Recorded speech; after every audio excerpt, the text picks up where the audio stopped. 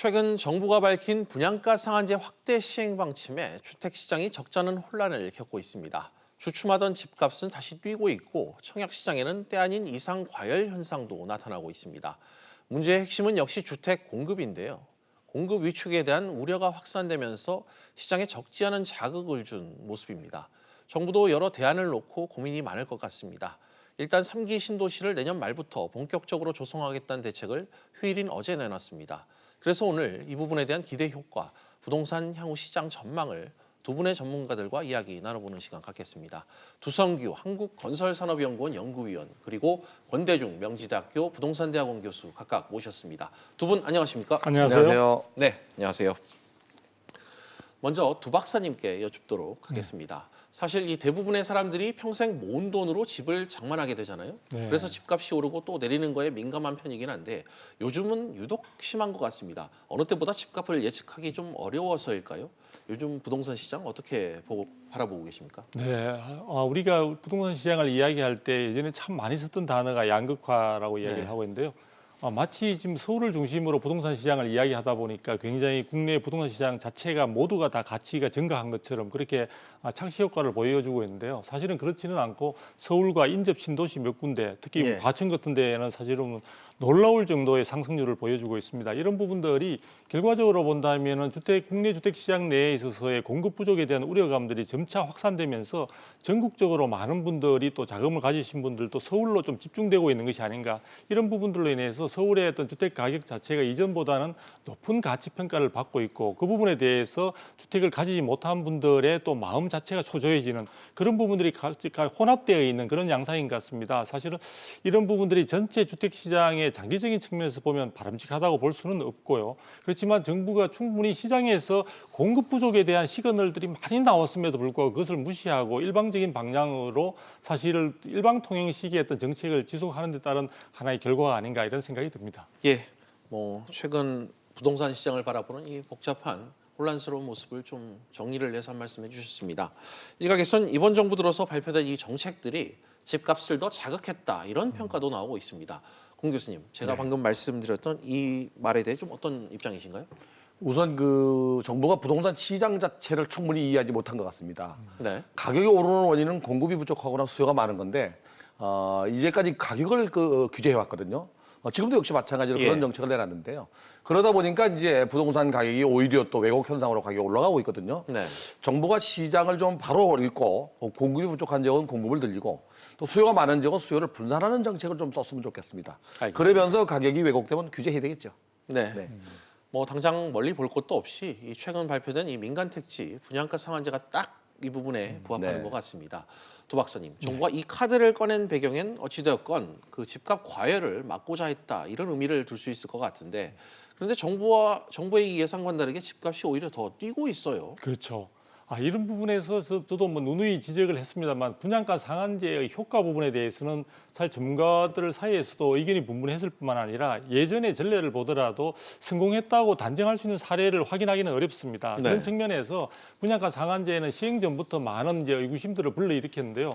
아니나 다를까 국내 시장에 있어서도 이 제도 자체가 본격적인 시행을 앞두고 오히려 주택 시장의 가격 자체가 더 상승하는 그런 모습을 보여줬죠. 그 부분은 아무래도 분양가 상한제를 하게 되면 사업성이 떨어지고 그것으로 인해서 사업자들이 공급을 줄일 수밖에 없을 것이라는 그런 시장의 공감대가 일어났던 것 같고요. 그런 부분으로 해서 정부도 처음에는 그런 부분들을 부정하다가 사실은 최근에 와서 어떤 이제 관리처분 인가 단지를 중심으로 해서 6개월 정도 유예 기한을 주는 식으로 이제 시장의 반응을 마치 반영하는 것처럼 했지만, 결과적으로 그것이 시장에 주는 효과는 그다지 기대에 못 미치고 있다는 평가들이 많습니다.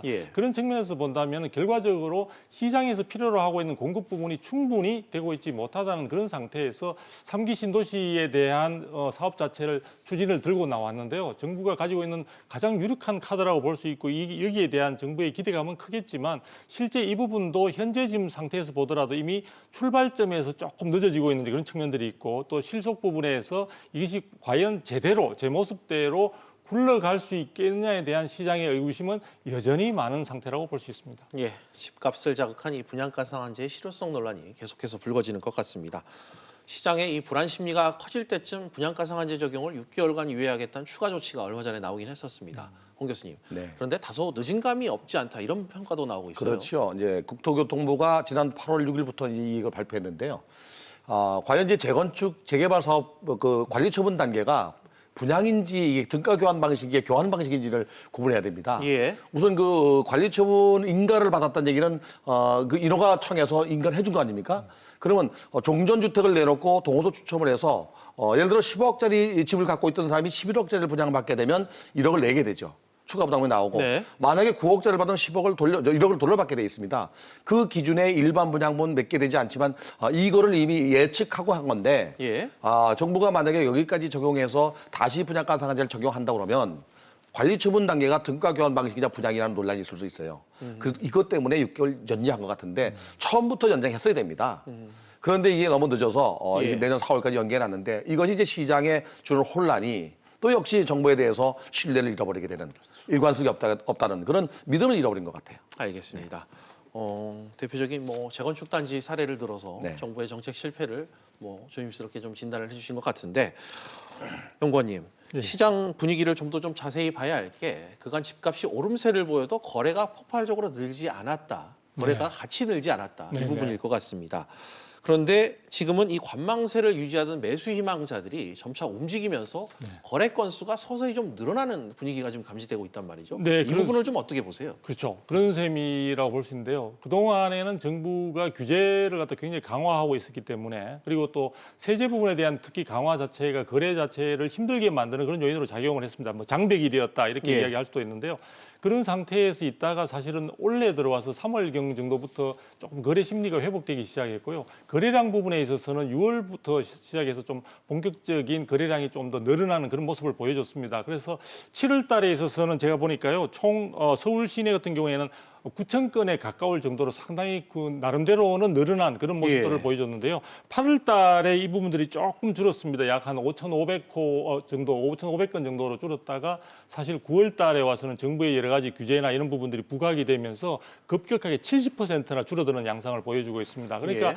실질적으로 6월부터 해서 어떤 시장 내에서의 거래 심리가 좀 회복되면서 시장 내에서는 온기가 돈다는 이야기가 나왔었는데 역시 정부가 규제 위주의 어떤 정책을 갖다 다시 한번 강조를 함으로써 예. 전체적으로 거래 심리가 다시 얼어붙거나 관망세로 돌아서는 그런 양상들을 보여주고 있습니다. 이런 부분은 전체적으로 시장 자체가 정상적으로 가는데 장애 요인으로 작용할 가능성이 많기 때문에 정부가 규제의 효과를 보고 있다고 이해하는 것 자체가 사실은 어떻게 보면 어불성설이지 않나 이렇게 보고 있습니다. 예. 중요한 질문 하나 드려야 될 것 같아요. 홍 교수님. 지금 그렇다면 이 시점에서 집값이 과연 더 오를 것이냐. 매수자 입장에서 상당히 좀 불안하잖아요. 네. 이 부분 좀만 어떻게 좀 하고 계십니까? 제 개인적인 생각에서는 가격이 오를 가능성이 높습니다. 금년도 서울시의 입주 물량이 42,892가구 정도 됩니다. 입주 물량입니다. 예. 내년도가 41,500가구 정도 되는데요. 2021년도에는 26,640가구로 줄어듭니다. 네. 가만히 있어도 줄어들거든요. 근데 민간 택지 분양가 상한제를 시행하게 되면 공급량은 분명히 줄어듭니다. 그러면 결국에 수요보다 공급이 부족하면 가격이 오를 가능성이 높거든요. 예. 그러나 이제 정부의 지속적 그 규제 대책이 효과를 거두다가 다시 이렇게 이제 가격이 불붙었는데요. 작년 9월 13일 9.13 대책 이후 금년도 9월 13일 1년 동안 9월 13일 추석이었습니다. 예. 이때까지의 9억 원 이하 주택은 60.2%가 거래가 줄었고요. 9억 원 이상은 오히려 34.7% 늘었습니다. 비율적으로 보면은 9억 원 이상은 17.2% 거래됐는데 이게 24.7% 올라갔어요. 다시 말하면 양극화가 더 심해졌다는 얘기죠. 예. 이런 현상은 민간 택지 분양가 상한제가 시행되면 더 심화될 가능성도 있습니다. 말씀하신 대로면 은행 돈을 빌리지 않고도 집을 살 수 있는 사람만 살 수 있는 시장이 더 이게 어떻게 된다면요. 9억 원 넘는 건 대출 자체가 안 되기 때문에 예. 예전 같은 8억을 갖고 있는 사람이 15억짜리 2억만 대출 받아도 샀는데 네. 애당초 대출이 안 되니까 사지 못하다 보니까 정말로 현금이 9억 넘는 사람들 그들만의 리그전이 돼버린 거예요. 그 부분에서 양극화를 네, 지금 그래서 오히려 9억 넘는 것은 경쟁률이 낮아졌죠. 알겠습니다. 이런 상황 속에서 정부가 지난해 말 발표한 이 3기 신도시 입지 중 이 남양주 왕숙을 비롯해 하남 교산 그리고 인천 계양 등 이 5곳을 우선 공공주택지구로 최종 지정하겠다고 밝혔습니다.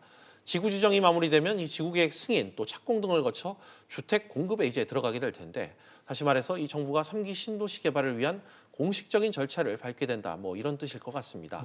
두 박사님, 이 3기 신도시 정부가 집값 안정화를 위해 공급 대책으로 내놓은 거였잖아요. 네, 그렇죠. 그런데 벌써 두 가지 측면에서 조금 문제가 생기고 있습니다. 네. 첫 번째는 당초 계획보다 지금 1년 내지는 뭐 경우에 따라서 2년까지 늦어지는 그런 지역들이 나타나고 있고요. 두 번째로는 규모 면에 있어서도 당초 정부가 이야기했던 30만 호에 맞추기 위해서 최근에 이야기됐던 것이 계획 대비해서 한 1, 2만 호가 줄어드는 그런 모습을 보여주고 있습니다. 예. 즉 정부가 당초 장담했던 것보다는 뭔가 양상 자체가 축소되는 그런 모습을 보여주고 있는데요. 이보다 더 심각한 문제는 정부의 어떤 여러 가지 공급 부분에 대한 신도시 개발을 통한 공급이 호언장담하고 있음에도 불구하고 해당되는 지역에 있어서 주민들의 반발이 예사롭지 않다는 부분입니다. 그래서 예. 각 지역별로 남양주도 물론이고 하남이나 이쪽의 경우에 있어서도 주민들의 반발이 굉장히 드센 편인데요. 이런 부분들을 감안할 때 정부가 그 다음 계획, 예를 들어 지금 이번에 대한 그 지구에 대한 지정을 한다 하더라도 그다음에 토지 보상이나 이런 과정에서 주민들의 반발을 어떻게 흡수하면서 예상했던 어떤 시기 내에 이 부분들을 갖다 제대로 진행할 수 있을까, 이 부분이 과제라고 볼 수 있는데요. 지금 상황으로 본다면은 많은 국민들 자체도 공감하기 어려운 상황에서 이 3기 신도시가 정부가 이야기하는 공급 대책으로 충분치도 않고 서울의 수요를 대체할 수 있는 효과도 기대하기 힘든 가운데 과연 제대로의 발걸음을 갈 수 있을까에 대해서는 저를 포함해서 많은 사람들이 의구심을 가지고 있는 것이 사실입니다. 네, 권 교수님께도 같은 질문을 드리지 않을 수 없을 것 같습니다. 방금 말씀하신 대로 이 반대 주민들의 의견이 상당히 좀 거세질 것 같고 그런 반면에 정부가 주택 공급의 고삐는 좀 바짝 죄는 그런 느낌도 들고 있는데 과연 사업이 잘 진행될지 좀 의문이 적지 제가 볼 않습니다. 때는 이제 토지 보상 문제가 걸려 있는데요. 네. 입주민들이 반대하는 것은 한 두세 가지가 있는데 첫째는 대대로 내려오던 땅을 뺏긴다는 거. 네. 그리고 지금의 커뮤니티가 무너져서 어디로 갈지 방향성을 잃는다는 거. 그리고 그 다음 토지 보상 문제가 있겠죠.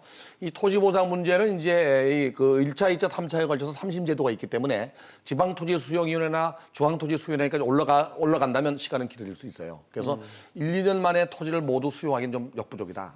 그리고 이제 수용한다 하더라도 택지를 조성하고 공급하는 기간이 또 역시 1, 2년이면 아무리 빨라도 4, 5년, 5년 정도는 걸린다면 주택 공급은 5년 이후가 되지 않겠나. 물론 이제 그 지역이 서울 사람들이 원하는 지역인지가 중요합니다. 그래야 예. 서울 주택가를 안정시킬 수 있는데 대부분의 서울 사람들은 서울의 주택을 원하지 남양주 왕수 1지구처럼 이렇게 먼 거리를 원하지 않기 때문에 네. 정부는 이제 이 첫걸음을 뛰었기 때문에 다시 한번 교통대책부터 소비량자들, 특히 서울 사람들이 갈 수 있는 방향성을 좀 잡아야 될 것 같습니다. 예, 두 분 말씀 들어보면 참 가시밭길이 예고돼 있는 네. 그런 상황인 것 같습니다. 두 박사님, 실제 수요를 좀 이끌어낼 수 있을지 주택 공급 대책으로서의 좀 실효성을 다시 한번 좀 짚어주시죠. 네, 중요한 것은 지금 사실은 많이 부족한 데가 경기도 특히 수도권이 주택 수요가 늘어나고 해서 공급이 부족한 것이 아니라 서울 자체 내에서 많이 공급이 부족한 상황들이고요. 또 정부는 지금 여러 가지 연간에 있어서 수요와 공급의 수치를 가지고 이야기를 하고 있지만 지금 서울 같은 경우에 있어서는 지방에서도 많은 사람들이 몰려들고 있습니다. 그런 부분들을 우리가 표현하자면 잠재 수요까지 이야기할 수 있는데요.